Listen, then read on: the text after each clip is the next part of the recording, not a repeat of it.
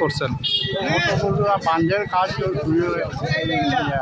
মাটি দেওয়া হয়েছিল, দেওয়ার পরে তো এখন মাটিগুলা এখন মিলানি হয়েছে, আবার কিছু জায়গাতে মাটি রইয়া গেছে।